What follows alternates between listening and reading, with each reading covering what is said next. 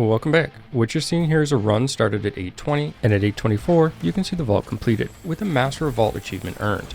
That means this character's never completed a vault over tier 90 previously. In fact, this was the first one attempted since it's been speed farming tier 70s. However, I've decided to up the ante just to show what's possible with this build.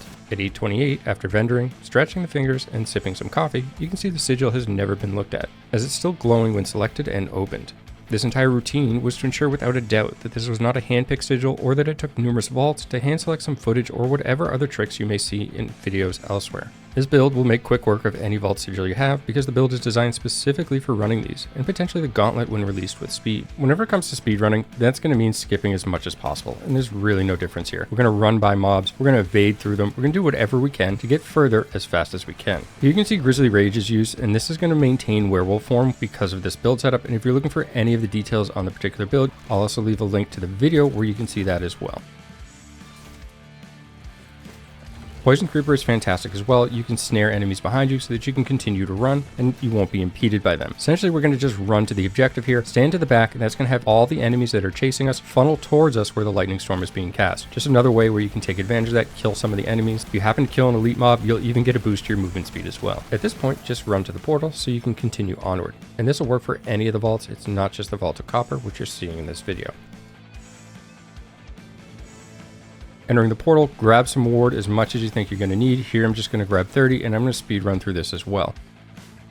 Now Grizzly Rage is going to come back up. We're immediately going to pop this, and you can see that you can simply just run through the enemies. That's because of the Ghost Walker aspect, and that will also work with the Earthen Bulwark as well. This allows you to quickly travel through the map with nearly a 40% increase to movement speed, paired with the ability to run through enemies and enough survivability to take hits as you go. Again, using Poison Creeper just to lock those enemies in place. There's a lot of tight doorways in these vault maps, and you want to make sure that you're getting through them.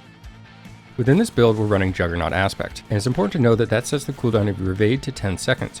However, if you run a pair of boots that have additional evade charges, you'll be able to use all of those charges while it's refreshing the cooldown. I would strongly recommend a pair of boots with that particular implicit or innate affix because it'll dramatically help you and increase your mobility overall. Glug glug glug. Again, take note that I'm running by the keystone here, and that's just to allow those mobs to funnel towards me, again, so that you can cast your lightning storm, have everything run into it. And this build may emphasize speed, but it has enough tankiness and certainly enough damage to take care of any of the mobs that you encounter, even in tier 100. It's also worth mentioning that this build can clear all content in the game. It's not just limited to running speed vaults. You can do the regular nightmare dungeons, you can kill Uber Lilith, you can kill Echo of Malphas, Duriel, whatever content you're looking to do, whether that be Hell Tides or even the seasonal events, this will take care of it all. Don't be afraid to use your lightning storms simply to regen some health, as you are regenerating some health through this build as well from attacking the enemies.